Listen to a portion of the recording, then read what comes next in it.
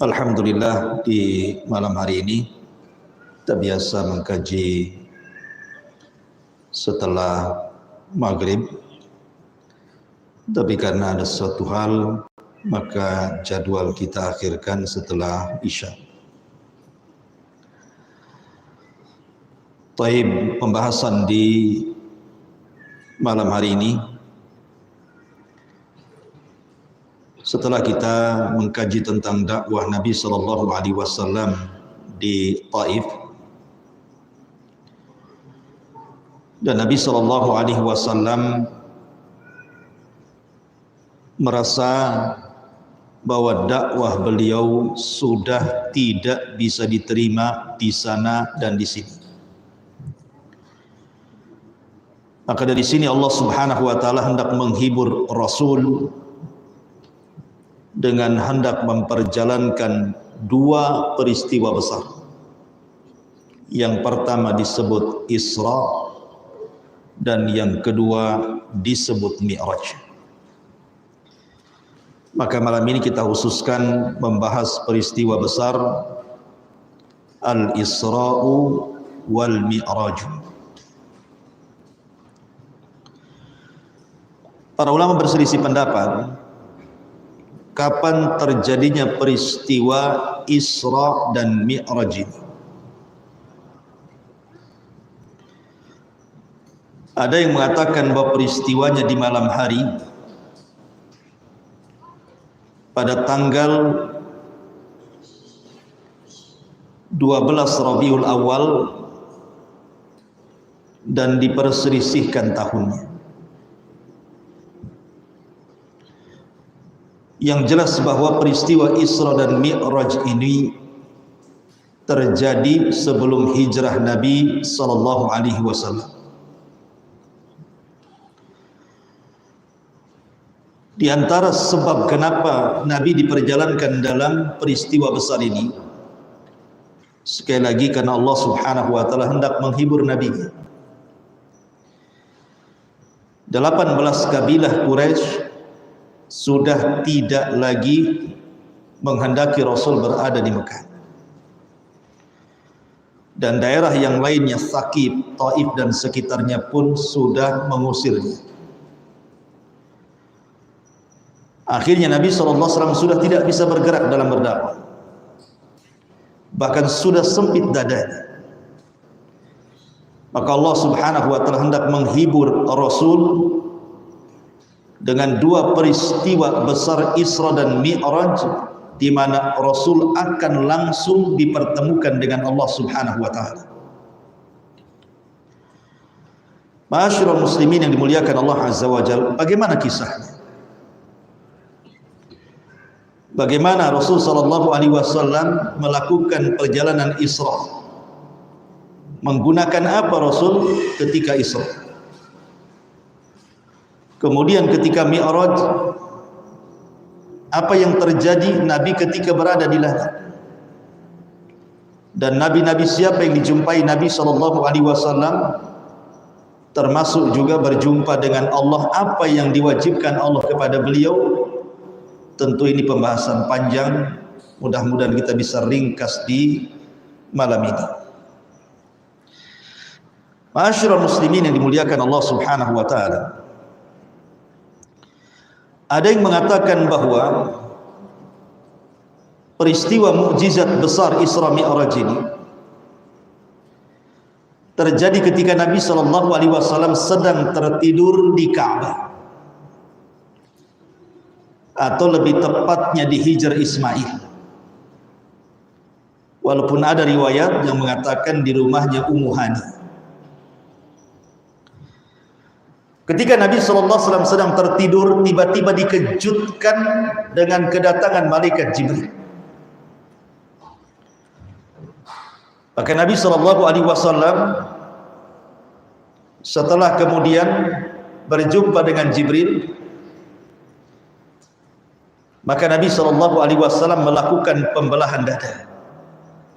Jadi Jibril dan juga malaikat yang lain datang kemudian membelah dada Nabi. Dan itu disyaratkan di dalam Al-Quran, alam nashrah laka sadrak. Terjadi silang pendapat berapa kali Nabi SAW dibelah dada itu dan dibersihkan jantungnya dengan cara dicuci dengan air zam-zam di dalam bejana emas, kemudian dimasukkan iman dan hikmah. Ada yang mengatakan pembelahan dada itu terjadi 3 kali. Pertama saat Rasul masih kecil, di usia 4, ada yang mengatakan 6 tahun, dalam pangkuan Halimah Sa'diyah. Kemudian peristiwa yang kedua saat diangkatnya beliau menjadi Nabi dan Rasul saat turun suratul Alaq. Dan yang ketiga saat peristiwa Isra Mi'raj. Ini bagi yang berpendapat 3 kali pembelahan dada. Tapi pendapat yang masyhur bahwa Rasul cuma dibelah 2 kali. Saat masih kecil di pangkuan Halimah Sa'diyah dan saat peristiwa mukjizat besar Isra dan Mi'raj. Maka Nabi SAW kembali dibelah dadanya, diambil jantungnya, dicuci dengan air zam-zam dari bejana emas, kemudian dimasukkan kembali ke dadanya, kemudian dimasukkan iman dan juga hikmah, kebijaksanaan. Kenapa Nabi SAW harus dibelah dada? Kemudian dibersihkan hatinya. Karena Nabi SAW akan melakukan perjalanan besar, akan diperlihatkan tanda-tanda kuasa Allah, akan diterbangkan ke langit yang belum pernah Nabi satupun sampai ke tempat yang akan dituju Nabi. Dan Nabi akan diperlihatkan sorga, diperlihatkan neraka, diperlihatkan bentuk asli malaikat. Ribuan malaikat akan berjumpa dengan Nabi, diperjumpakan dengan para Nabi, sehingga butuh hati yang jernih. Makanya dibelah dadanya. Maka setelah kemudian pembelahan dada ini, maka kemudian Jibril pun sudah membawa binatang untuk tunggangan Nabi SAW, dan binatang itu disebut Al-Buraq. Disebut Buraq karena kecepatan larinya seperti kilat. Makanya kilat dalam bahasa Arab itu yakadul barqu. Barqu itu artinya kilat, di mana sekali melangkah itu, kata hadis Nabi SAW, maddal basar, sejauh mata memandang. Sekali langkah itu, satu langkah itu sejauh mata memandang, berarti cepat sekali. Lah Buraq sendiri adalah dabatun asghar minal baghli wa akbar minal himar. Dia adalah kendaraan Rasul, bentuknya seperti kuda, tapi lebih kecil dibandingkan kuda, tapi lebih besar dibandingkan keledai. Sedang besarnya itu. Lah ketika kemudian Nabi SAW diperkenalkan dengan Buraq, tiba-tiba Buraq tidak mau ditunggangi Nabi. Yang namanya binatang tidak pernah ditunggangi dan orang yang menunggangi asing, tentu binatang itu tidak langsung mau, kan, itu risih bahasa kita. Buraq ini merasa risih. Maka Jibril alaihi salam kemudian berkata kepada Buraq dan mengatakan, diam engkau wahai Buraq, wallahi ma raqiba ahadun akram min Muhammadin sallallahu alaihi wasallam. Tidak ada satupun yang paling mulia yang akan menunggang di atas pundakmu wahai Buraq lebih mulia dibandingkan Muhammad. Maka Buraq pun terdiam. Dari sini ada faedah. Kalau binatang saja memahami kemuliaan Nabi SAW, harusnya manusia jauh lebih memahami kemuliaan Rasul kita Muhammad sallallahu alaihi wasallam. Anas ibn Malik radhiyallahu anhu bercerita dalam Musnad Imam Ahmad itu. Suatu ketika Nabi sallallahu alaihi wasallam naik bersama Anas ibn Malik radhiyallahu anhu menunggang keledai. Kemudian berjalan-jalan di ganggang kota Madinah. Tiba-tiba kemudian dari kejauhan ada seekor unta melihat Nabi. Dikejarnya Nabi sama unta itu.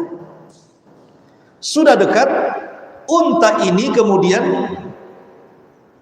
menyalip Nabi. Tiba-tiba berdiri di hadapannya. Setelah berdiri di hadapannya, tiba-tiba yabruk, unta ini langsung terduduk kemudian sujud. Setelah itu unta ini menangis. Maka Rasul terhenti, turun dari tunggangannya, kemudian menghadap unta, mengusap air matanya. Kemudian Nabi SAW seolah-olah berbincang dengan unta ini. Dari sini salah satu mukjizat Rasul paham bahasa unta. Tiba-tiba Rasul berteriak di hadapan orang-orang Ansar dan mengatakan, man sahib hadal jamal ini. Ja'fatan minal Ansar, datang anak muda dari Ansar dan mengatakan, ana ya Rasulullah, saya wahai Rasulullah. Maka Rasul marah dan mengatakan, afala tattaqillah, tidakkah kau bertakwa kepada Allah? Allati malakakallahu iyah, unta ini sudah Allah kuasakan kepadamu. Lihat untamu syaka alayya, dia datang kepadaku, mengadu kepadaku, annaka tuji'uhu wa tut'ibu. Engkau suka menyakitinya dan engkau suka membuat dia lelah dan letih. Engkau hanya bisa mempekerjakan tapi tak pandai merawatnya. Subhanallah, unta saja paham kemana harus mengadu. Sementara Al-Quran jelas-jelas mengatakan, idza tanaza'tum fi syai'in farudduhu ila Allah wa Rasul. Apabila kalian berselisih tentang sesuatu perkara apapun, karena syai' itu nakirah tufidu al-umum. Berarti kalau berselisih dalam masalah apapun, maka solusinya kembalikan kepada Allah dan Rasul. Betapa banyak para duat menyampaikan ayat ini dan betapa banyak kaum muslimin membacanya, tapi ketika ada masalah tidak pernah dikembalikan kepada Al-Quran dan juga sunnah Nabi SAW. Berarti dia tidak paham kemana perkara itu harus disampaikan. Ada orang yang mengembalikan perkara itu kepada perasaan, kepada adat istiadat, kepada suku, dan tidak kembali kepada Al-Quran dan Sunnah. Maka peristiwa ini ketika Rasul menunggang buruk, kemudian buruk diberitahu oleh Jibril bahwa yang menunggangi Rasul terdiam. Kalau binatang saja memuliakan Rasul, harusnya kita yang umatnya Rasul lebih muliakan Rasul. Itu faedahnya. Melesatlah buruk. Ada yang mengatakan dia berhenti di tempat-tempat bersejarah.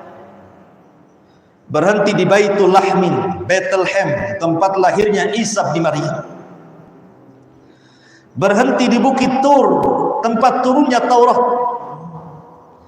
Dan berhenti di tempat-tempat sejarah para nabi. Kemudian baru sampai ke Palestina. Perjalanan Rasul dari Masjidil Haram ke Palestina, Masjidil Aqsa, peristiwa ini disebut Al-Isra. Kalau Mi'raj ini lain lagi. Mi'raj ini naik ke langit. Kalau Isra itu dari Haram ke Aqsa, itu disebut Isra. Bahasa kitanya, orang yang berjalan malam-malam itu disebut Isra. Kalau antum jalan kaki dari rumah nanti setelah Isya ini, antum sedang Isra. Dari Beliung ke mana? Lah ketika Nabi SAW sampai di Baitul Maqdis, maka Nabi SAW kemudian turun. Ingat bahwa ketika Nabi SAW melesat dari Masjidil Haram ke Masjidil Aqsa itu, Rasul menunggang buruk berdua bersama Jibril. Karena Jibril kan datang dalam bentuk tasyakul. Tasyakul itu menyerupai laki-laki tampan, dan biasanya laki-laki yang diserupai Jibril itu adalah sahabat Dihyatul Kalbi. Orangnya orang ganteng dah. Paling gantengnya orang Muhajir. Maka kemudian Jibril naik ke atas Burak. Kemudian Rasul berada di belakangnya Jibril. Jadi boncengan berdua di atas Burak. Di sini ada keutamaan, ikhwan, di mana Nabi SAW berbangga dengan kedekatan dia dengan Jibril saat menunggang Burak. Karena dempetan, antum kalau boncengan motor kan dempetan. Sama juga ketika menunggang kuda kan otomatis memeluk kan gitu. Disinilah kedekatan Nabi SAW dengan Jibril, dan Rasul berbangga dengan itu. Dan harusnya di sini ada faedah pentingnya kita mencari teman-teman yang baik. Karena Rasul berteman dengan Jibril. Karena as-sahibu sahib, kawan itu nyeret biasanya. Kalau kawannya baik, nyeret ke yang baik. Kalau kawannya jahat, nyeret ke yang jahat, gitu maksudnya. Kalau kawannya akidahnya ahli sunnah, masuk ke ahli sunnah. Kalau kawannya khawarij, ikut ngebom di sana di sini. Kawan itu tergantung siapa. Karena Rasul mengatakan al-mar'u ala dini khalili, orang itu digantungkan agama kawannya. Lalu sesampainya di Baitul Maqdis, maka Rasul turun kemudian menambatkan Burak di tempat tambatan yang sekarang tempat tambatannya Burak itu menjadi tembok ratapan orang-orang Yahudi. Di Palestina itu ada tembok ratapan, orang Yahudi beribadah kan meratap di tembok itu. Disitulah Rasul menambatkan Burak. Pertanyaan, kenapa Burak mesti ditambat? Bukankah dia binatang yang Allah turunkan dari langit untuk memperjalankan Rasul, dan perlu diikat? Kenapa mesti diikat? Di sini Nabi SAW ingin mengajarkan kepada kita tentang akhdhu bil asbab, namanya ya, bahwa tawakal saja tidak cukup, harus mencari sebab. Nggak bisa tawakal itu. Antum kosongkan rumah mau pulang kampung nih, jendela biarkan terbuka, dapur biarkan terbuka, pokoknya saya serahkan kepada Allah, langsung berangkat naik pesawat terbuka kampung. Pulang habis itu. Bukan hanya barang-barang berharga, sendok garpu hilang. Artinya bahwa tawakal itu tidak hanya sekedar menyandarkan diri kepada Allah saja, tetapi di situ ada namanya akhdhu bil asbab.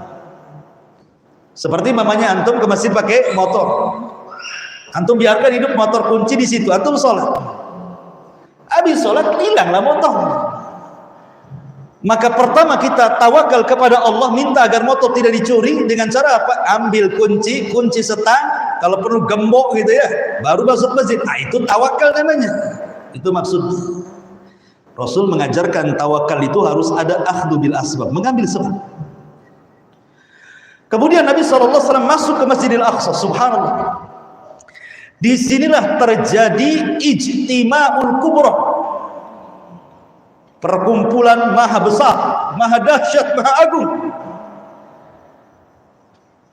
Karena Nabi SAW melihat di dalam Masjidil Aqsa itu penuh dengan para nabi.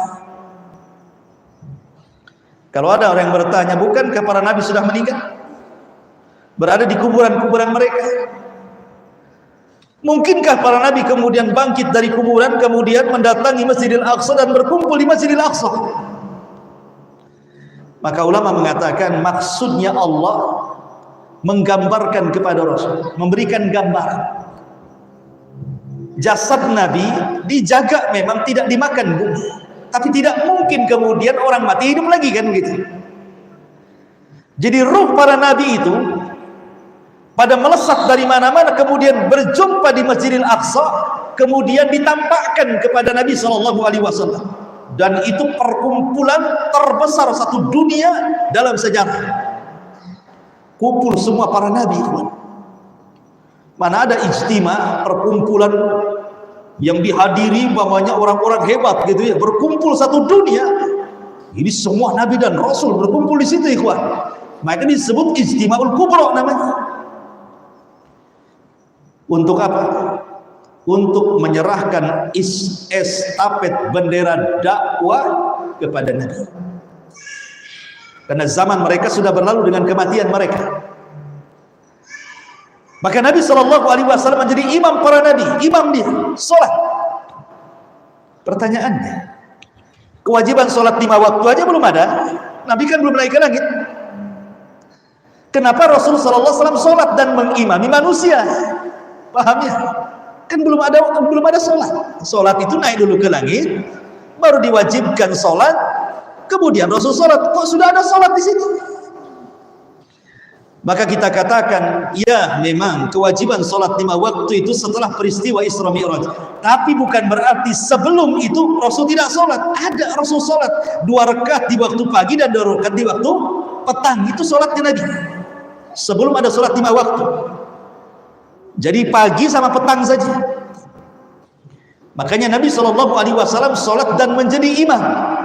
Di sini ada pelajaran besar, ikhwan, ketika Rasul menjadi imam seluruh para nabi itu di belakangnya. Seolah-olah semua para nabi itu menyerahkan estafet dakwah kepada Nabi SAW. Ini giliran wahai Muhammad. Dan di sini ada isyarat bahwa seluruh tempat-tempat dakwah para nabi akan sampai Islam di sini. Para nabi yang berdakwah yang ada di belakang Rasul itu, dengan Rasul menjadi imam mereka, ini isyarat bahwa Islam itu akan sampai ke daerah para nabi yang menjadi makmum di belakang Rasul di zaman. Artinya Islam akan berkembang ke seluruh atau ke seantero dunia. Makanya hari ini tidak ada satu benua kecuali ada Islam. Di Afrika ada Islamnya, di Eropa ada Islamnya, di Asia ada Islamnya, di Indonesia paling besar lagi Islamnya. Islam menyebar menyeluruh. Seolah-olah, saya ulangi dari awal, bahwa dengan menjadi makmumnya para nabi, seolah-olah mereka memberikan bendera estafet, kemudian melakukan sholat bersama para nabi.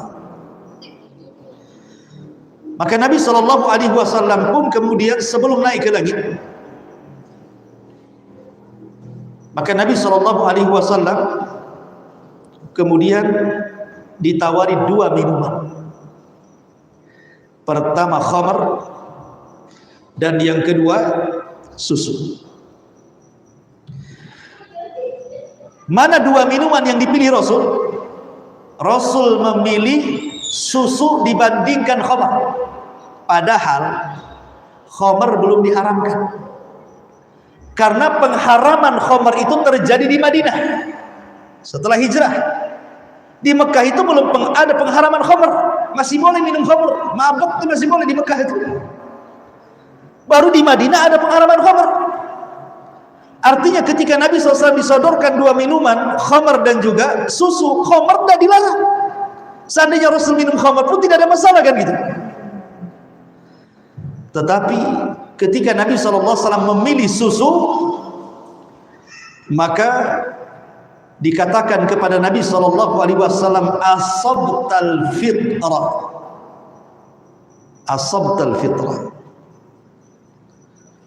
Kemudian wahudiyat ummatuka, engkau sudah mencocoki fitrahmu dan umatmu akan diberikan hidayah sesuai dengan fitrahmu.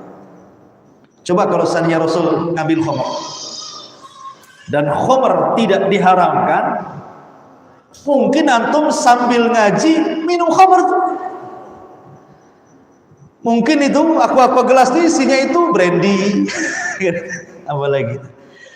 Kalau dulu cap janggut gitu, tua macam-macam. Tetapi Rasul tidak memilih khamar, memilih susu, karena tahu secara fitrah khamar itu memang memabukkan dan madaratnya lebih besar dibandingkan manfaatnya. Ma'asyiral muslimin yang dimuliakan Allah Azza wa Jalla. Kemudian baru setelah itu Rasul SAW melakukan peristiwa yang disebut dengan Mi'raj. Apa itu Mi'raj? Araj itu artinya tangga, atau bahasa kerennya eskalator. Itu Mi'raj itu artinya, Araj itu eskalator. Kalau antum pernah naik ke mall, eskalator itu disebut Mi'raj namanya, tangga gitu. Bagaimana Nabi SAW bisa naik ke langit? Dengan apa Rasul bisa naik ke langit? Tidak dikisahkan seperti apa Rasul naik ke langit.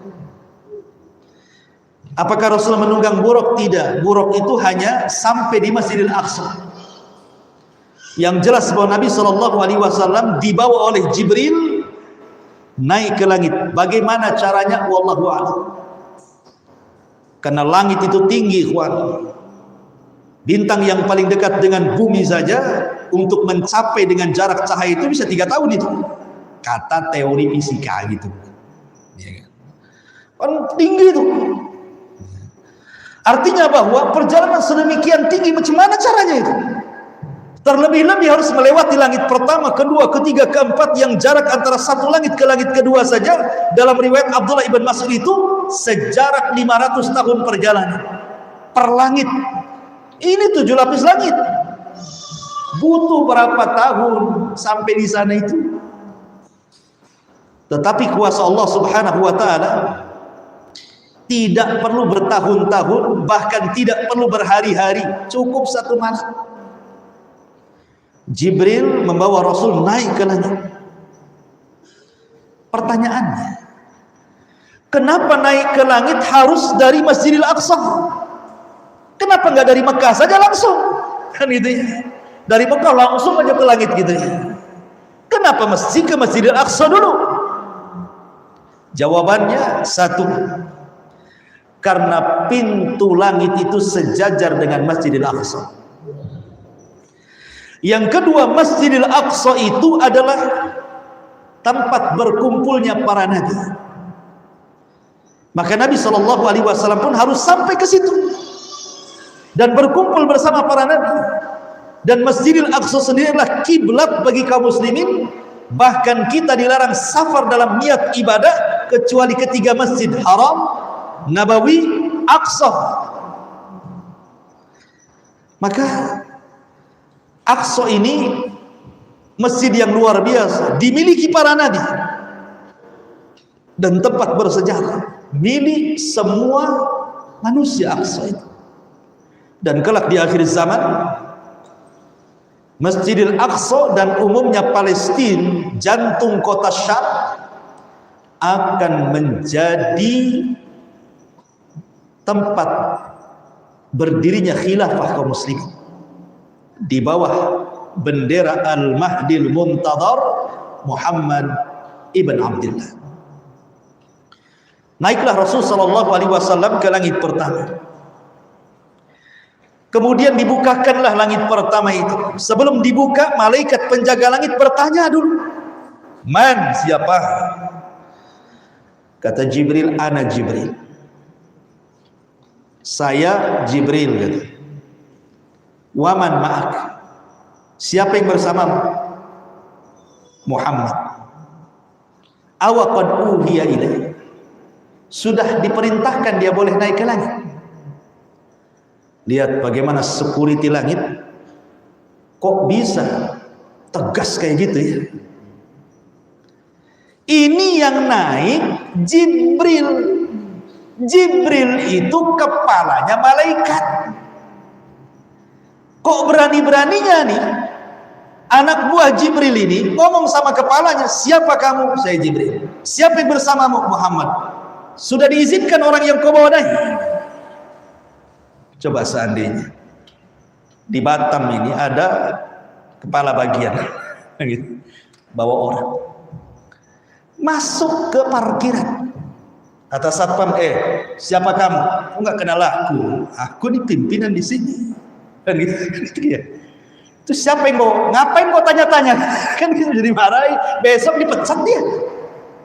Coba lihat, menunjukkan bahwa malaikat itu bertugas bukan karena Jibril, walaupun dia kepalanya kan gitu, dia pimpinannya, tapi dia bertugas karena Allah Subhanahu wa taala. Dia harus memastikan langit itu aman. Karena langit itu ala malaikat masalahnya. Tidak sembarang orang naik turun itu. Makanya pintu langit juga difirmankan dalam Al-Quran, At-Tariq, wa ma adraka mat-tariq, an-najmu tsaqib. Tariq itu artinya orang yang mukul pintu tuh, tuk tuk tuk, itu namanya tariq. Lalu apa yang diketuk itu? Pintu langit. Artinya pintu langit tak sembarang main buka tutup dia. Kapan dibuka, kapan ditutup, ada waktunya. Seperti ketika ruhnya seorang mukmin dicabut, kemudian dibawa oleh malaikat ke langit, baru dibuka tuh pintu langit sampai ke langit ketiga. Atau ketika peristiwa Isra Mi'raj, Rasulullah SAW kemudian membuka pintu langit. Atau setiap hari asar dan juga subuh, malaikat yang mencatat kebaikan di siang dan di malam hari naik, baru dibuka pintu langit. Jadi tidak sembarang pintu langit main buka gitu saja. Makanya kemudian untuk memastikan langit aman, tegas nih security langit ini. Siapa yang bersama Muhammad? Sudah diizinkan dia masuk? Sudah, silakan. Naik dia. Rupanya pertama kali berjumpa dengan siapa? Nabiullah Adam alaihi salam. Berjumpa dengan Adam alaihi salatu wassalam. Kemudian dipandangnya Adam alaihi salatu wassalam. Kata Jibril, itu adalah buyutmu Adam. Ucapkan salam kepadanya.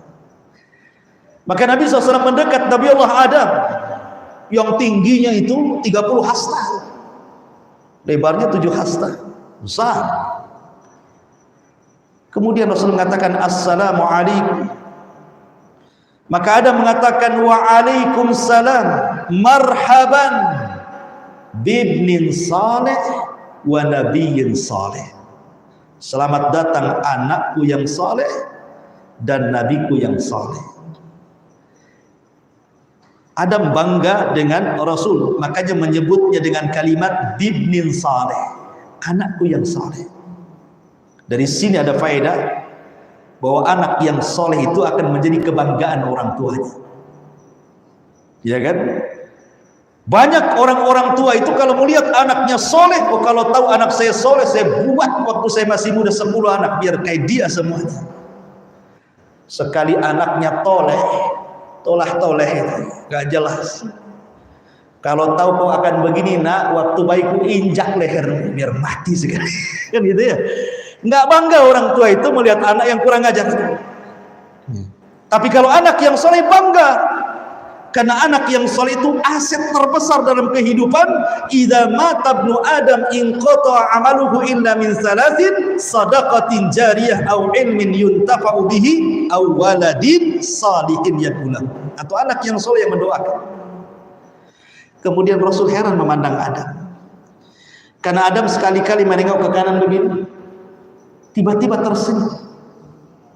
Tapi kalau menengok ke kiri seperti ini, tiba-tiba pula menangis. Sehingga kemudian Rasul bertanya kepada malaikat Jibril, kenapa Adam seperti itu? Maka Jibril mengatakan, apabila dia memandang ke arah kanan, wahai Muhammad, sesungguhnya dia melihat umatnya yang sebagian umatnya masuk ke dalam surga. Bahagia Adam, tersenyum dia.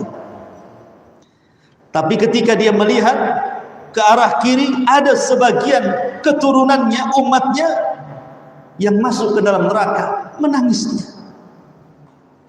Dari sini ada faedah bahwa harusnya orang-orang itu menyesali dosanya dengan menangis. Kalau orang banyak berbuat dosa, banyak-banyaklah menangis.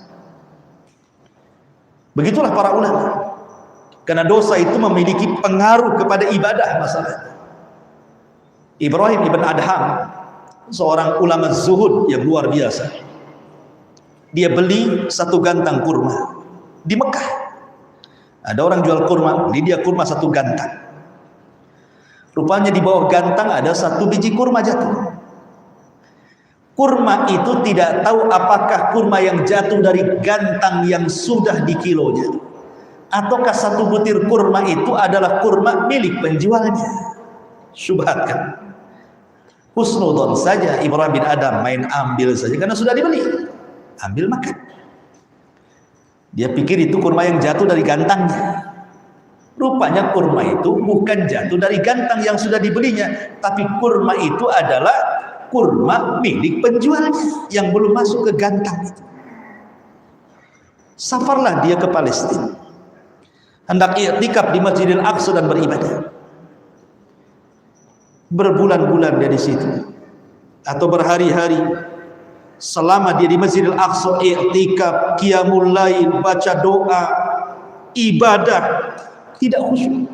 Enggak khusyuk, susah untuk khusyuk. Sehingga dia berpikir, kenapa, ada apa dengan ibadahku ini? Mulai dia merenung, sedih, kenapa dia tidak bisa khusyuk dalam sholat. Ini ulama salaf. Rupanya teringat dengan satu butir itu. Jangan-jangan gara-gara satu butir itu, satu butir kurma yang kumakan, ini pula yang menyebabkan ibadahku terganggu. Coba ingat. Akhirnya dia safar balik lagi ke Mekah gara-gara satu butir kurma. Balik dia ke Mekah, cari tukang jual itu. Rupanya yang jual berbeda pula. Yang tadinya tua sekarang jadi muda. Kemudian ditanya, mana Pak tua yang jual kurma itu? Kata penjual ini, maaf dia sudah meninggal. Wah, langsung sak dada. Berarti gak akan ketemu dengan orang. Kamu siapanya? Saya anaknya, Pak. Oh, kalau begitu begini, dulu waktu bapakmu yang jualan, aku pernah membeli kurma. Di kolong gantang ada satu butir, ku makan karena aku sangka itu kurma yang jatuh dari gantangku. Tolong ikhlaskannya. Kata anaknya, bagi saya sih kalau hanya sebutir kurma apalah artinya, saya ikhlaskan. Masalahnya bapak saya anaknya 10. Ada di mana-mana gitu kan mereka. Akhirnya dia nyari anaknya satu-satu, minta diikhlaskanlah satu-satu itu, bayangkan coba. Setelah mendapatkan keikhlasan anak-anaknya, barulah dia khusyuk ibadah. Itu lihat ulama dulu ya, luar biasa. Kalau antum ini beli duku, belum dibeli, main ambil, makan, kecut, nggak jadi, nggak dibayar tuh yang satu karena kecut. Ya selalu aja tuh ibadah itu, karena dari dulu nggak pernah khusyuk, ya biarin aja kan. La haula wala quwata illa billah. Artinya bahwa Nabi Adam alaihi salatu wassalam itu menangis karena melihat umatnya yang berdosa. Kemudian Rasul sallallahu alaihi wasallam naik lagi ke langit kedua. Berjumpalah Rasul dengan Nabi Allah Isa dan juga Yahya alaihi wassalam. Kata Jibril, ucapkan salam kepada mereka. Maka Rasul mengatakan, Assalamualaikum. Maka Nabi Isa dan Yahya mengatakan, Waalaikumsalam, marhaban bisahibin saleh wa nabiyyin saleh. Selamat datang temanku yang saleh dan nabiku yang saleh. Kalau ada mengatakan anakku yang saleh, kalau ini temanku yang saleh dan nabiku yang saleh. Dari sini juga penting kita itu mencari teman yang saleh. Makanya Hasan Al-Basri rahimahullahu ta'ala mengatakan apa? Istaghfiru bisahibikumus salih fa innahu yanfa'ukum yaumal qiyamah. Perbanyak teman-teman yang saleh karena itu akan menjadi manfaat bagi kamu saat nanti pada hari kiamat. Karena mereka juga akan memberikan syafaat kepada kita. Makanya ada satu kisah yang disebut dengan Suqul Jannah. Suq al-Jannah, pasar surga. Surga juga ada pasar sama. Jadi pasar ini bukan tempat jual beli, surga nggak ada jual beli. Tapi pasar ini tempat orang bereuni. Jadi orang-orang yang pernah kita kenal di bumi kemudian masuk ke dalam surga, reuninya itu tiap Jumat itu di pasar itu. Kemudian mereka mendiskusikan, mereka ingatlah kehidupan di dunia. Dulu kita kerja bakti, ngocor jalan dari ujung sana ke rumah Pak G sampai ke sana. Nanti itu diceritakan itu. bakar-bakar ikan, satu ambil kepala, satu ambil jadi semua akan diceritakan, semua akan diceritakan, jadi akan bahan cerita, jadi mereka akan tahu kehidupan dunia. Tiba-tiba kemudian salah seorang di antara mereka nyeletuk, kawan kita itu yang selalu sama kita hadir di situ itu mana, kok tidak nampak? Maka kemudian malaikat memberitahu, huwa finnar, dia di neraka. Maka ketika tahu bahwa temannya ini masuk neraka, maka sepakat nih kawan-kawan dia yang soleh yang masuk ke dalam surga langsung mengangkat tangan kepada Allah, ya Rabb, la taqtamilu ladzatina hatta tukhrijahu minan nar. Ya Rabb, jangan kau sempurnakan kenikmatan kami sampai kau keluarkan kawan kami dari neraka itu. Lihat, makin banyak kawan yang soleh, makin banyak memberikan syafaat kepada kita. Makanya Hasan Al-Basri mengatakan, perbanyak teman-teman yang soleh sebanyak-banyaknya, karena itu akan bermanfaat bukan hanya di dunia, sampai ke akhirat. Ma'asyiral muslimin yang dimuliakan Allah, kemudian naik lagi ke langit ketiga, berjumpa dengan siapa? Di langit ketiga berjumpa dengan Nabi Yusuf. Dan Nabi SAW diberitahu oleh Allah bahwa Yusuf itu memiliki ketampanan separuh ketampanan Adam. Jadi separuh ketampanan Adam, Adam ini tampannya dibagi dua. Yang separuhnya untuk umatnya, keturunannya sampai kiamat, separuhnya lagi khusus untuk Nabi Yusuf. Makanya wajar kalau Yusuf ketampanannya mengalahkan seluruh turunan Adam, karena yang separuh itu rame-rame gitu ya dari turunan Adam, yang separuhnya khusus bagi Nabi Yusuf. Makanya ketampanan Yusuf itu jadi fitnah jadinya, sampai-sampai ketika wanita-wanita istri-istri pejabat itu yang awalnya melecehkan Zulaiha, kemudian membuat super hoax dan mengatakan, ngapain si Zulaiha itu, masa budaknya digoda, dia kan pejabat, gak malukah dia? Kata Zulaiha, awas saja, belum tahu dia siapa budak. Maka diundanglah ibu-ibu pembisik-pembisik itu, istri-istri pejabat-pejabat itu, suruh makan di rumahnya, disediakan pisau, disediakan buah. Pegang pisaunya, pegang buahnya. Kemudian Zulaiha mengatakan, buka pintu, suruh Yusuf masuk. Mereka tidak pernah melihat Yusuf. Ketika melihat Nabi Yusuf alaihi salatu wassalam, tiba-tiba mereka tidak sadar, faqatta'na aydiyahun. Dia bahasa Quran bukan faqatta'na, pakai tasdid, qatta'a. Yuqatti'u taqti'an, itu artinya bukan satu gores, bergores-gores. Itu maksudnya. Kalau qata'a sekali aja. Tapi kalau pakai tasdid qatta'a begini-begini gitu. Kemudian mengatakan, hasyalillah, ini bukan manusia ini, in hadza illa malakun karim, jangan-jangan ini malaikat katanya, ini bukan orang ini katanya. Sampai ngomong gitu mak, terfitnah dengan ketampanan Nabi Yusuf. Ada juga yang berpendapat, wallahu a'lam, bahwa ketampanan Adam itu dibagi dua. Satu, separuhnya dibagi Yusuf, separuhnya dibagi kepada Rasul kita Muhammad SAW. Tapi ketampanan Nabi tidak membuat fitnah, hanya menampakkan haibah karismatik yang luar biasa. Tapi ketampanan Yusuf ini membuat fitnah kaum Hawa. Ada yang mengatakan seperti itu. Naik lagi Rasul ke langit keempat, berjumpa dengan Idris. Kemudian dan Idris itu difirmankan, wa rafa'nahu makanan 'aliyya, Allah angkat ke tempat yang paling tinggi, ke langit keempat. Kemudian Allah naikkan lagi Rasul ke langit kelima, berjumpa dengan Nabi Allah Harun. Kemudian naik lagi ke langit keenam, berjumpa dengan Musa alaihi salam. Ketika itu Musa melihat Rasul, tiba-tiba menangis. Kemudian Rasul bertanya, kenapa Musa memandang saya, kenapa kok dia bisa menangis? Kemudian Jibril memberitahu bahwa Musa menangis Karena ada orang yang masih muda tapi memiliki umat terbanyak melebihi umatnya. Sementara Musa sudah bersusah payah berdakwah kepada Bani Israel, umatnya tidak sebanyak anak muda ini. Maksudnya Nabi SAW menangis dia. Di sini ada faedah, ikhwan. Harusnya orang itu punya kecemburuan ketika melihat temannya jauh lebih soleh dibandingkan kita, gitu maksudnya.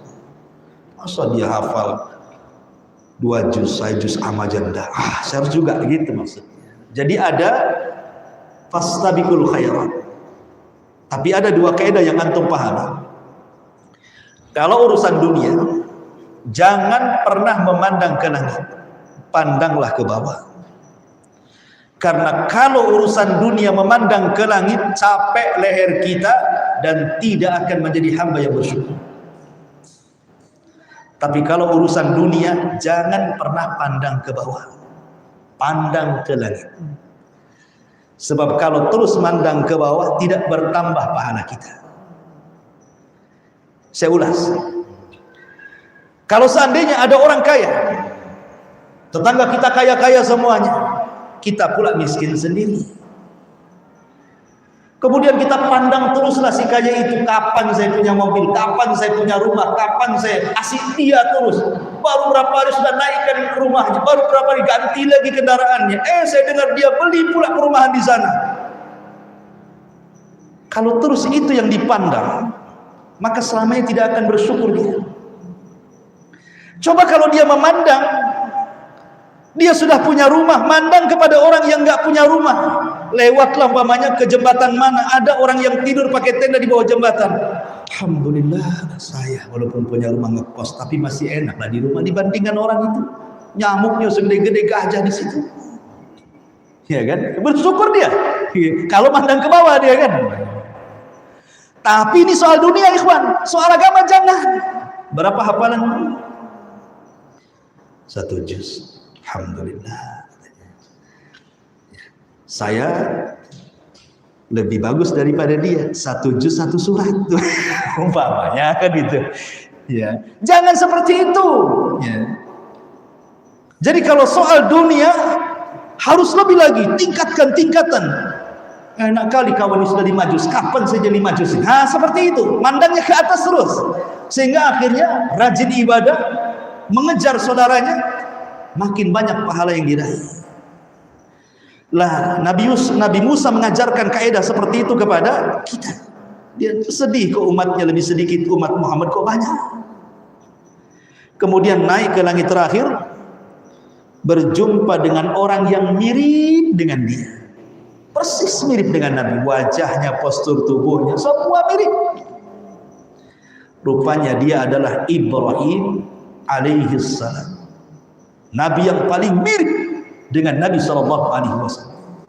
Dan dia sedang bersandar seperti ini di tiang Baitul Ma'mur. Baitul Ma'mur itu adalah Ka'bahnya para malaikat. Sejarahnya begini Baitul Ma'mur. Ketika Allah Subhanahu wa taala menciptakan Adam alaihissalam, malaikat kan mengatakan di hadapan Allah, ataj'alu fiha man yufsidu fiha wa yasfiku dima wa nahnu nusabbihu bihamdika wa nuqaddisu lak. Ya Rabb, apakah Engkau akan menjadikan makhluk yang akan menumpahkan darah, merusak bumi, sementara kami makhluk yang senantiasa bertasbih memuji dirimu? Sudah, tidak usahlah ya, tidak usah ciptakan. Kalau Engkau memang ingin menciptakan di bumi ini makhluk yang akan menumpahkan darah, yang akan merusak bumi, sebaiknya kau jangan ciptakan. Kami saja malaikat turunkan ke bumi, biar kami memujimu, kami bertasbih kepadamu. Tapi Allah tetap ciptakan Adam sebagai iktiradnya malaikat ini. Akhirnya Allah ciptakan Baitul Ma'mur. Kau tawaf di situ. Karena malaikat ingin beribadah kan, memuji Allah. Maka Allah tetap ciptakan Adam untuk tinggal di bumi, dan Allah buat Baitul Ma'mur untuk mereka, karena mereka memang hanya untuk bertasbih dan memuji Allah saja. Maka diciptakanlah Baitul Ma'mur, Ka'bahnya para malaikat. Al-jaza'u min jinsil amal. Balasan itu disesuaikan dengan amalan. Ketika Ibrahim meninggikan Ka'bah, maka sebagai balasannya dia disandarkan di tiang Ka'bah para malaikat. Dia membuat Ka'bah di bumi, maka badannya disandarkan di tiang Ka'bah para malaikat. Itu namanya al-jaza min jinsil amal. Bahwa setiap perbuatan itu ada balasan. Kalau Anda menanam keburukan, menuai keburukan. Menanam kebaikan, maka akan menuai kebaikan. Itulah al-jaza min jinsil amal. Pertanyaannya, Nabi itu banyak, ikhwan. Ulul azmi itu ada 5. Nuh, Ibrahim, Musa, Isa, Muhammad. Kenapa Nuh tidak ada di situ? Ya kan? Nuh nggak ada kan di situ. Dia Isa ada, berjumpa dengan Nabi di langit kedua. Kemudian Ibrahim, Musa berjumpa. Tapi Nuh tidak ada. Tidak diletakkan di langit keberapa? Atau para nabi dari 25 nabi dan rasul. Kenapa tidak berjumpa dengan Nabi Saleh, Nabi Syuaib, Zulkifli, Ilyasa, nabi-nabi yang lain kan banyak 25 nabi dan rasul kan? Kenapa cuman Isa, Yahya, Idris, Yusuf, Musa, Harun, Ibrahim? Kenapa dengan 7 nabi ini saja yang dijumpai Nabi? Kemana para nabi yang lain? Karena 7 nabi ini akan menjadi estafet dakwah Rasul.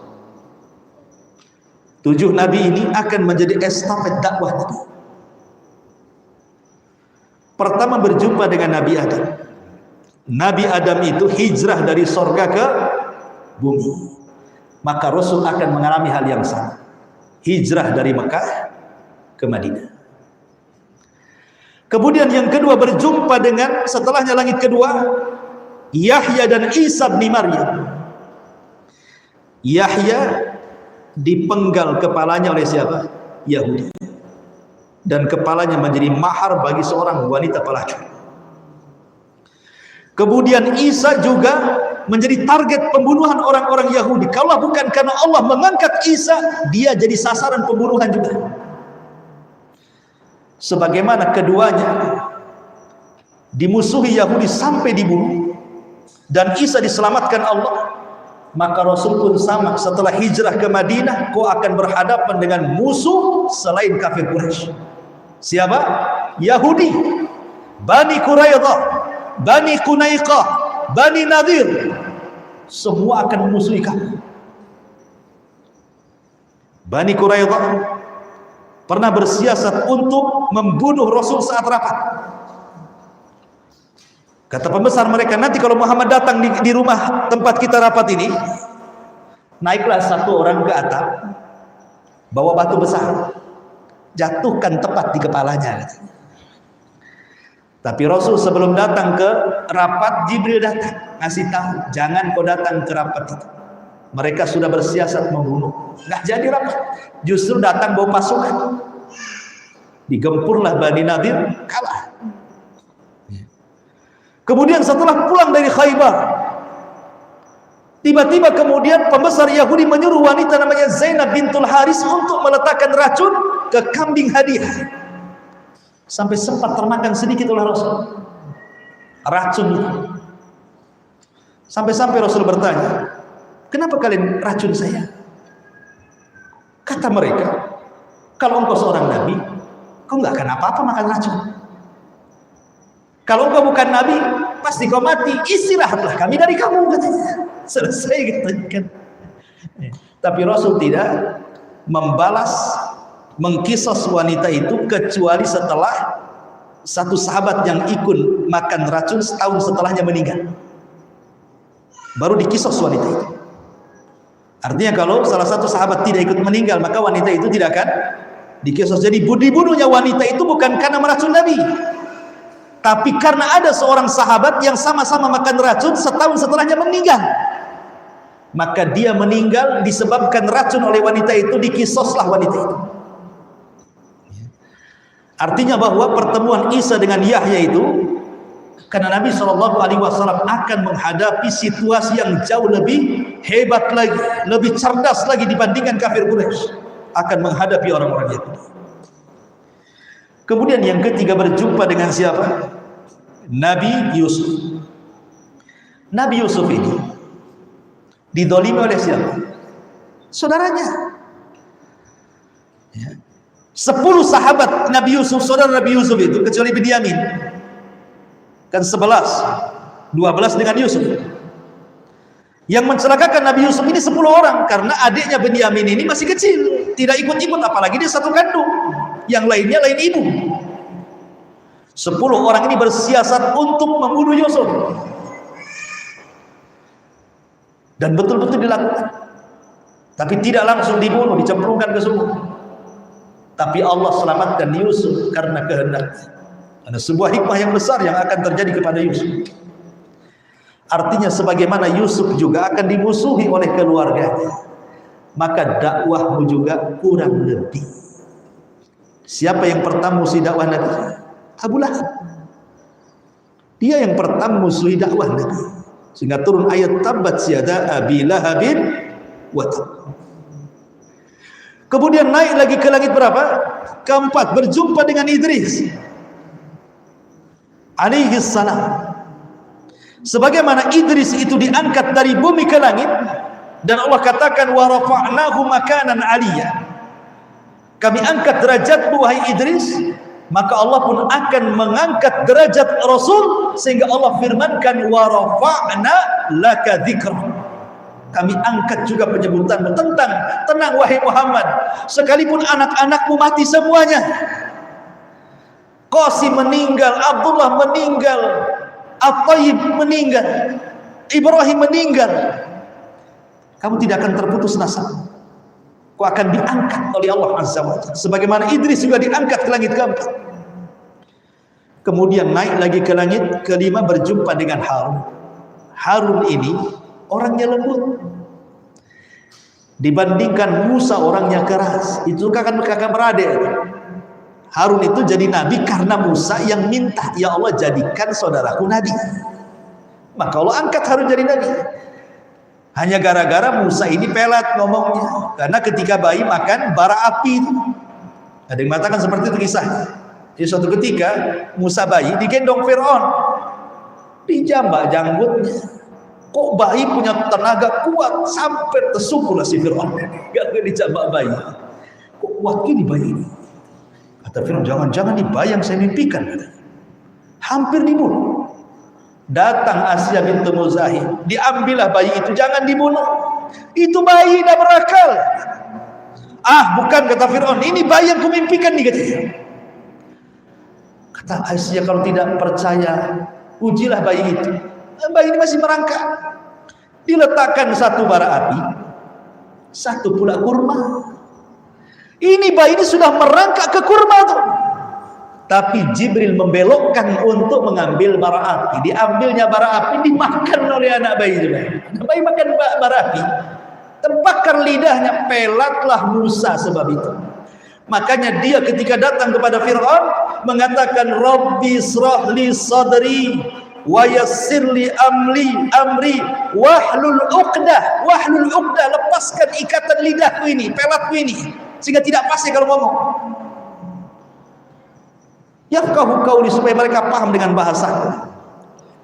Tahu Musa ini bukan seorang orator dan punya abang Harun seorang orator, maka dia minta kepada agar ditemani abangnya Harun berdialog dengan Fir'aun. Dan Harun itu lembut sekali, sehingga dicintai Bani Israel. Kalau Musa keras, makanya tidak disukai Bani Israel, tapi ditakuti, ya kan?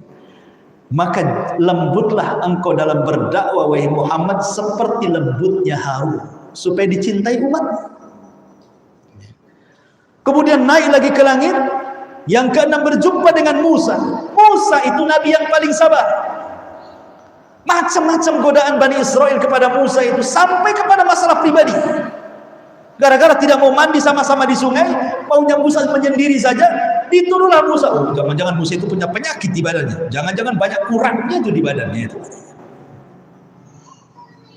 Akhirnya Allah ingin membuktikan bahwa badan Musa itu badan yang sterk, yang indah, yang tidak dimiliki badan-badan Bani Israel. Ketika mandi diletakkan bajunya di atas batu, batunya pula lari. Dikejar sama Musa ini, pakaianku jangan dibawa gitu. Lari di batu ini. Rupanya lari, lewatlah di pemandian Bani Israel. Musa mengejar-ngejar, gak peduli dengan Bani Israel dalam kondisi telanjang. Bani Israel melohok saja. Terima Musa ngapain itu? Mereka memandang badan Nabi Musa serak, kekar, bagus, indah.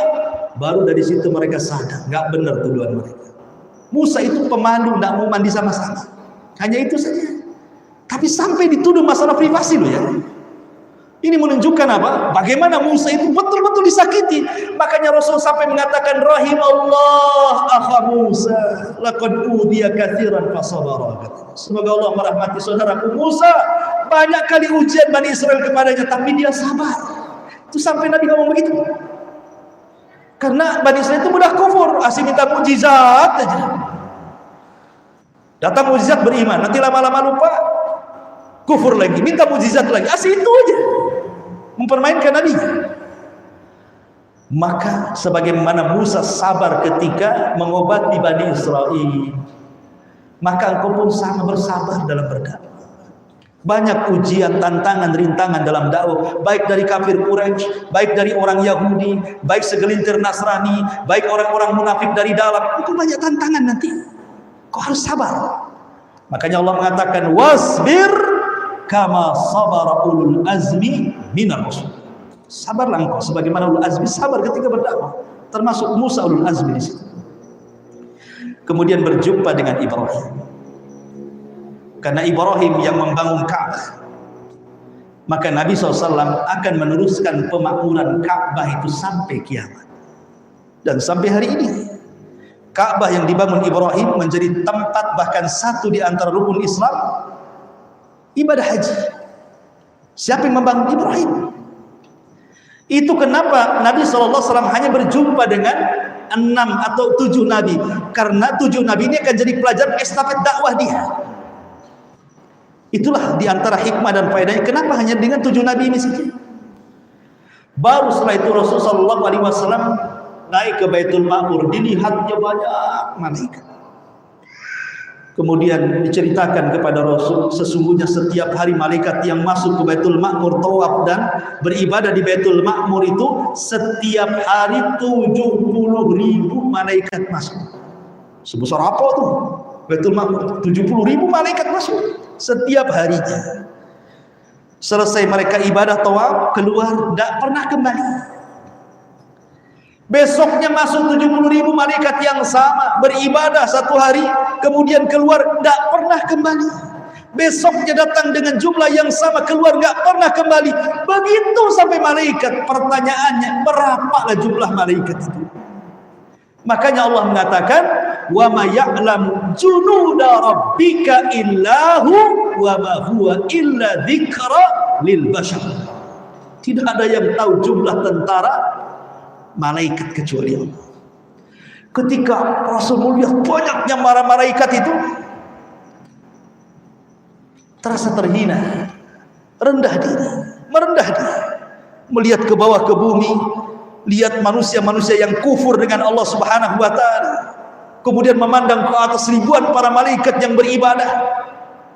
Coba bayangkan, apa Allah berhajat dengan manusia sementara Allah sudah punya hamba-hamba yang beribadah? Walaupun satu dunia manusia kufur, tidak akan mengurangi kekuasaan Allah. Walaupun satu dunia beriman, tidak pun menambah kekuasaan Allah. Ma'asyiral muslimin yang dimuliakan Allah Azza wa Jalla, begitu banyak malaikat itu. Ada Rasul itu menceritakan, ada malaikat sejak diciptakan sampai kiamat sujud aja nggak bangkit-bangkit. Ada diciptakan ruku saja nggak bangkit-bangkit. Ada yang bertasbih-tasbih sampai kiamat. Dan tidak ada 4 jari kecuali ada malaikat. 4 jari ada malaikat. 4 jari ada malaikat. Terbentang langit itu seberapa lebarnya itu? Coba bayangkan. Setiap langit ada malaikat. Makanya ketika Allah menceritakan tentang hari kiamat, wa futihatis sama fakanat abwaba. Ketika pintu-pintu langit dibuka pada hari kiamat, para malaikat keluar semua dari langit. Baru Allah gulung langit itu seperti menggulung kertas. Banyaknya malaikat itu. Maka Nabi SAW kemudian naik ke langit. Dilihatnya berbagai macam makhluk yang luar biasa. Ingat ikhwan, kalau orang semakin tinggi naik ke langit, maka bumi ini semakin kecil. Coba antum naik pesawat ya.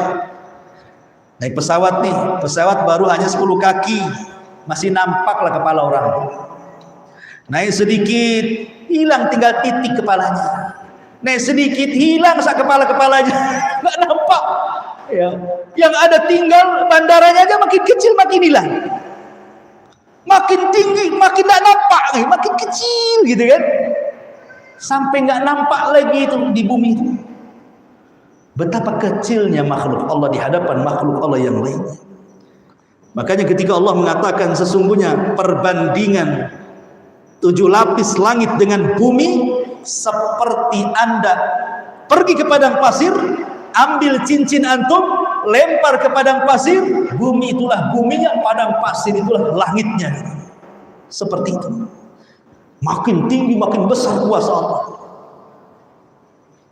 Bahkan ketika Rasul mengatakan, kalau seandainya Allah bandingkan kursi dengan langit, sama juga. Antum masuk ke padang pasir, ke lautan padang pasir itu yang tidak ada tepinya, antum ambil cincin, lempar ke padang pasir, cincin itu 7 lapis langitnya, kursi itu padang pasirnya. Naik lagi sampai kepada arasy. Arasy itu dibandingkan dengan semua makhluk yang di bawahnya, persis seperti cincin yang dilempar ke padang pasir. Bagaimana penciptanya? Allahu Akbar. Allah lebih besar dibandingkan semua ciptaannya. Jadi Rasul makin naik ke langit, melihat ciptaan macam-macam. Sampai ketika Nabi SAW kemudian diizinkan oleh Allah masuk ke dalam surga. Kata Nabi SAW, dakhaltul jannah, aku masuk ke dalam surga. Betul-betul dia masuk. Lain dengan neraka. Kalau neraka Rasul mengatakan ittalaktun nar, diperlihatkan neraka. Tapi kalau surga, dakhaltul jannah, aku masuk. Ya tidak mungkin Rasul masuk ke neraka, terbakar di neraka. Hanya diperlihatkan saja nerakanya. Tapi kalau surga, masuk Rasul di situ. Pertama yang dilihat apa kata Rasul? Fa idza ana bi qasri minadz dzahab. Aku melihat kepada istana semua emas dari ujung ke ujung. Semua dari emas bahan bakarnya, bahan bakunya. Oh, di bumi ini kan istana kayak rumah antum, bata, semen, kapur, gini itu macam-macam besi di situ. Kena angin ketimpa roboh batanya. Ini semua emas, coba bayangkan. Terkagum Rasul. Kata Nabi SAW kepada Jibril, itu tuh siapa? Liman hadza Jibril? Itu siapalah Jibril itu? Kata Jibril, li rajulun minal Arab, untuk anak muda dari bangsa Arab. Wah, senang Nabi. Fadhanantu annahu ana, jangan-jangan saya kan orang Arab, kata Rasul. Kata Rasul, yang benar Jibril ngomong, itu siapa? Kata Jibril, li rajulin min Quraisy, untuk anak muda dari suku Quraisy. Oh, tambah nyepit lagi. Oh, betul ini untuk saya. Saya kan dari Quraisy, kan. Rasul mengatakan, ya Jibril, untuk siapa lah? Jelas lah kalau ngomongnya. Kata Jibril, li Umar ibn Khattab. Bukan tuh dia. Untuk Umar ibn Khattab radhiyallahu anhu. Subhanallah. Orang yang belum masuk, istananya sudah dibangun. Tiba-tiba Rasul penasaran ingin masuk ke istana itu, istana Umar itu. Ketika mendekati pintu, ada pula bidadari Umar sedang berwudu. Kemudian fastahya itu, aku pun malu, kutundukkan pandanganku, ku pergi tak jadi masuk. Lihat, padahal di surga itu ikhwan semua halal, nggak ada yang haram di surga itu. Antum pandang bidadari sepuas antum sampai meleleh-leleh itu nggak haram. Tapi kalau antum melihat ada orang gadis putih cantik dipandangi, dosa kan itu. Mandang lagi dosa lagi, mandang lagi dosa lagi kan itu. Tapi Nabi SAW karena malunya tundukkan pandangan. Padahal semua halal di surga itu. Kalau Nabi SAW tahu itu bukan hak miliknya, walaupun halal, tapi kan bukan hak milik dia, karena itu milik Umar masalahnya kan. Malu Nabi, keluar nggak mau. Makanya ketika berjumpa setelah peristiwa Isra Mi'raj itu, dia bercerita kepada Umar bin Khattab. Ketika pas bercerita tentang bidadari, Umar pun menangis dan mengatakan, "A'alaika aghar ya Rasulullah, a'alaika aghar." Haruskah aku cemburu dengan wahai Rasul? Haruskah aku cemburu dengan kamu wahai Rasul? Kenapa kau tidak masuk saja katanya? Jadi Rasul diperlihatkan istana-istana. Tapi ingat ya, kaidah Quran ataupun hadis, ketika Allah dan Rasulnya menceritakan tentang nikmat sorga, maka yang diceritakan itu kenikmatan yang paling rendah. Itu merespon di kaidah. Kalau seandainya Al-Quran menceritakan keindahan sorga, hadis Nabi menceritakan keindahan sorga, ini kaedahnya. Yang diceritakan oleh Al-Quran dan juga hadis itu bercerita sorga yang paling rendah. Seolah-olah yang rendah saja kayak gitu, gimana yang tinggi gitu maksudnya. Mana dalilnya? Dalilnya hadis Ummu Salamah. Ummu Salamah bertanya kepada Rasul 3 soalan. Setelah menikah dengan Rasul, Ummu Salamah bertanya 3 soalan. 1, Rasul, aku melihat kalau engkau membaca Quran, kemudian lewat di ayat-ayat tentang sorga, tentang bidadari, tentang nikmat-nikmat sorga, kau selalu terdiam. Kau berdoa apa? Tapi kalau engkau membaca ayat-ayat neraka, kau juga terdiam. Kau berdoa apa? Kata Rasul, kalau aku melewati ayat-ayat sorga, maka saya katakan, ya Allah, masukkan aku ke sorga. Kalau saya lewat di ayat-ayat neraka, ya Allah, jauhkan aku di neraka. Kemudian kata Ummu Salamah, pertanyaan yang pertama, wahai Rasul, bagaimana hukum seorang wanita pernah menikah dengan laki-laki yang soleh, kemudian laki-laki ini mati syahid, kemudian dia menikah lagi dengan laki-laki yang soleh yang lainnya, mati syahid lagi dia. Setelah itu perempuan yang soleh ini meninggal, 3-tiganya masuk surga. Dengan siapa saya harus menikah di surga? Mana pasangan saya? Apakah dengan suami yang pertama ataukah dengan suami yang kedua? Maka Rasul mengatakan, engkau akan perempuan itu akan bersama suaminya yang terakhir. Kenapa Ummu Salamah bertanya soal ini kepada Rasul? Karena ada sejarah. Ummu Salamah ini punya suami namanya Abu Salamah. Bapaknya Abu Salamah, kan anaknya kan Salamah namanya. Bapaknya dipanggil Abu Salamah, ibunya dipanggil Ummu Salamah karena punya anak Salamah. Ummu Salamah itu cinta mati dengan Abu Salamah, dan Abu Salamah cinta mati dengan Ummu Salamah. Tidak ada laki-laki terbaik di hatiku melebihi Abu Salamah. Kata Abu Salamah, tidak ada perempuan terbaik di hatiku selain daripada Ummu Salamah. Itu luar biasa cintanya Abu Salamah kepada Ummu Salamah, Ummu Salamah kepada Abu Salamah. Ketika perang Uhud, Abu Salamah mati syahid. Mati syahid. Maka Nabi SAW bertakziah kepada Ummu Salamah dan mengajarkan doa, quli ya Ummu Salamah, Allahumma hjurni fi musibati. Katakan wahai Ummu Salamah, ya Allah, berikan ganjaran akan musibah yang menimpaku. Katakan. Dan ini doa sunnah, kalau antum ditimpa musibah, ucapkan kalimat ini. Maka diucapkanlah oleh Ummu Salamah, Allahumma hjurni fi musibati, ya Allah, berikanlah pahala untukku karena musibah yang menimpa. Sampai di sini tidak, Rasul mengatakan, katakan juga Ummu Salamah, Allahumma khlufli khairan min Abi Salamah. Ya Allah, gantikan untukku kalau memang ada ganti yang jauh lebih baik daripada Ummu Salamah. Kata Ummu Salamah, inna lillahi wa inna ilaihi raji'un ya Rasul. Saya tidak mungkin mengatakannya, karena tidak ada laki-laki yang paling kucintai melebihi Abu Salamah. Gitu. Kata Rasul, sudah katakan saja. Kata Ummu Salamah, tidak wahai Rasul. Kata Rasul, katakan. Tidak.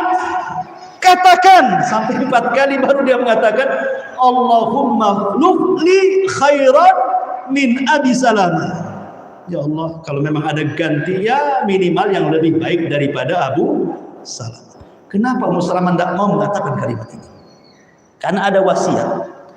Sebelum Abu Salamah meninggal dunia, saat detik-detik wafatnya itu, ngomong sama Ummu Salamah, ya Ummu Salamah, istriku, kalau memang aku meninggal, tolong jangan kau menikah lagi.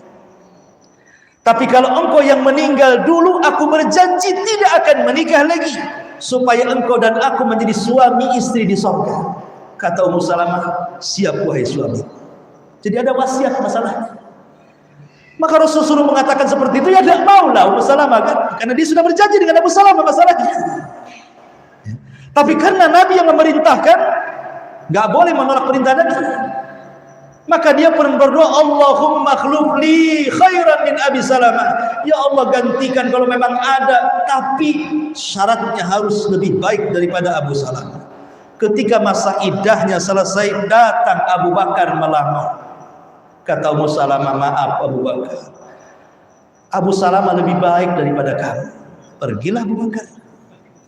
Datang Umar, jawabannya sama, maaf Umar, Abu Salamah lebih baik dibandingkan kamu. Datang sahabat-sahabat, ini yang datang bukan sahabat kaleng-kaleng, kibarus sahabat, sahabat-sahabat besar, semua ditolak oleh Ummu Salamah.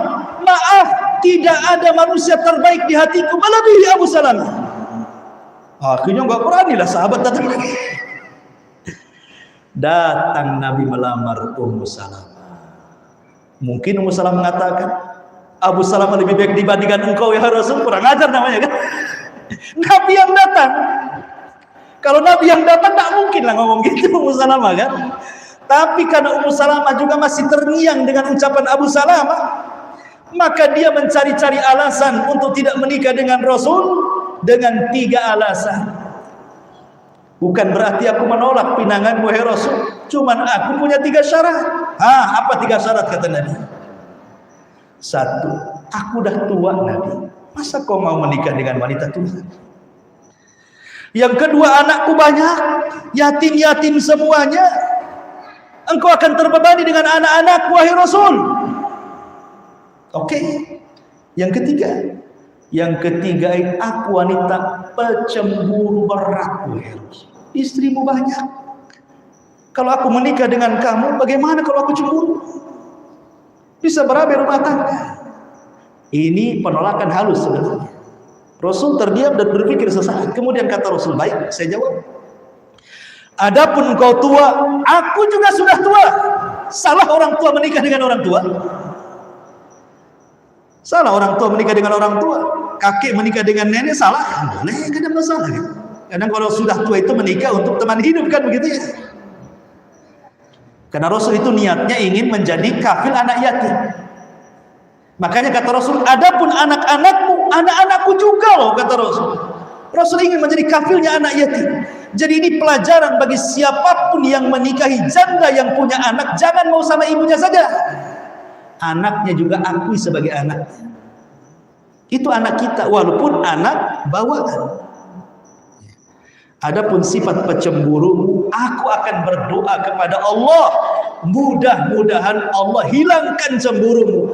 Maka Rasul berdoa, hilanglah cemburu dari Ummu Salamah. Masalahnya lafaz doanya tidak ada ya. Sampai riwayatnya sampai di sini. Ya. Coba kalau ada kan, gimana lafaznya bisa dihafal gitu ya. Saya yakin nomor 1 antum yang paling pertama berdoa, ya Allah, hilang cemburunya, bisalah kawin 4 antum. Nggak ada cemburu satu dengan yang lain. Masyarul muslimin yang dimuliakan Allah Azza wa Jalla. Yang ingin saya katakan dari awal, kenapa kaidah surga itu dipilih daripada kaidah yang paling rendah? Jawabannya di soalan kedua. Kemudian Ummu Salamah bertanya Rasul, apakah wanita-wanita yang di surga, bidadari-bidadari surga yang kau baca dalam Al-Quran, yang kau selalu membaca sifat-sifatnya begitu indah, tiba-tiba ada wanita ahli dunia masuk ke dalam surga, lebih baik mana? Lebih indah siapa? Wanita ahli dunia yang masuk ke dalam sorga, ataukah bidadari-bidadari sorga, wahai Rasul? Kata Nabi SAW, tentu bidadari sorga jauh lebih indah, wahai wanita-wanita dunia yang masuk sorga jauh lebih indah dibandingkan bidadari-bidadari sorga, wahai Ummu Salamah. Kenapa kata Ummu Salamah? Ya, karena wanita-wanita dunia sholat, bidadari tak sholat. Wanita dunia puasa, bidadari tak puasa. Wanita dunia sedekah, bidadari tak sedekah. Mereka sudah tercipta seperti itu. Tapi wanita dunia harus bersikeras, ijtihad, betul-betul sungguh-sungguh menghabiskan waktunya hanya untuk meraih dan masuk ke dalam surga. Maka yang sungguh-sungguh masuk ke dalam surga jauh lebih baik dibandingkan bidadari. Dari sini kaedahnya terjawab. Al-Quran hanya menceritakan bidadari, tapi tidak menceritakan perempuan dunia yang masuk ke dalam surga. Maka ketika kemudian kaedahnya bidadari ini diceritakan sedemikian indahnya, padahal itu serendah-rendah sifat yang Allah sifatkan dalam Al-Quran, berarti yang lebih tinggi dibandingkan itu jauh lebih indah dibandingkan bidadari. Untuk paham di sini? Begitu maksudnya. Makanya kaedahnya bahwa sifat di sorga itu yang diceritakan paling rendah. Yang tinggi tidak bisa diceritakan karena tidak mungkin bisa diceritakan. Sehebat apapun orang menceritakan sorga itu, sorga menyelisih ceritanya. Tidak ada ceritanya. Karena lebih indah sorga itu. Maka Rasul masuk ke dalam sorga gitu. Dilihatnya ada istana. Tiba-tiba terciumlah bau yang semerbak luar biasa. Ummu Salamah baru 3 soalan ya tadi. Kita tutup dengan 3 soalan. Persoalan yang ketiga, biar nggak penasaran. Ummu Salamah bertanya soal gadis solehah yang belum menikah di dunia. Tiba-tiba masuk surga. Kan ada tuh wanita-wanita mungkin karena terlampau lama melakukan pendidikan, sekolah sampai S2, S3, sampai doktor, sampai profesor, akhirnya tua-tua di sekolah. Sudah tua, hilanglah hasrat menikah. Akhirnya ibadah saja, jadi wanita solehah, mati masuk surga, belum menikah dia. Bagaimana menikah dengan siapa dia, wahai Rasul? Di surga itu, karena nggak ada bidadara di sana. Bidadari ada. Kata Nabi SAW, dia akan dinikahkan dengan bujang-bujang lapu yang soleh, yang masuk surga. Bujang-bujang lapu yang belum menikah keburu mati. Jadi antum yang belum menikah pulang dari sini masuk ke lubang perosok mati, syahidlah antum, masuk surga antum. Berarti itu belum menikah nih di dunia. Maka dipertemukan sesuai dengan tingkatan surganya di mana. Maka dia akan dinikahkan di situ. Ya. Masyarul muslimin yang dimuliakan Allah Subhanahu wa taala. Ada telepon dari Ustaz Bukhari. Berarti ada rapat malam ini. Sudah ditunggu. Insya Allah kita lanjutkan di lain kesempatan. Mudah-mudahan ada manfaatnya. Subhanaka wa bihamdika asyhadu an la ilaha illa anta astaghfiruka wa atubu ilaik. Allahu ta'ala. Assalamualaikum warahmatullahi wabarakatuh.